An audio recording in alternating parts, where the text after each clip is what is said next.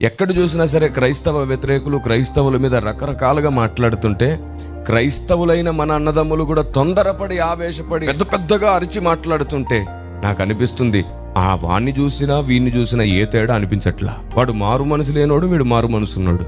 వాడు మారు మనసు లేకుండా అరిస్తే వీడు మారు మనసు కలిగి అరుస్తున్నాడు అనమాట. ఏమైంది? వ్యత్యాసం ఏంటంటే విరిగి నలగలేదు. విరిగి నలిగినప్పుడు మన స్వభావము సమాధి చేయబడుతుంది. విరిగి నలగడం చాలా ఇంపార్టెంట్.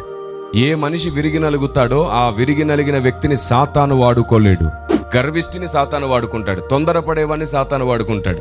విరిగి నలిగిన వాడిని సాతాను వాడుకోలేడు. ఎందుకంటే విరిగి నలిగిన వాడు ఆలోచిస్తాడు, విరిగి నలిగిన వాడు తొందరపడడు, విరిగి నలిగిన వాడు ఆవేశపడడు. మనం విరిగి నలిగితేనే ఆయనకి ఇష్టమైన బలిగా మారుతాం. విరిగి నలిగినప్పుడు మన వేగం తగ్గుతుంది, దేవుని వేగానికి మన చేతిని అందిస్తాం మనం. ఆమేన్.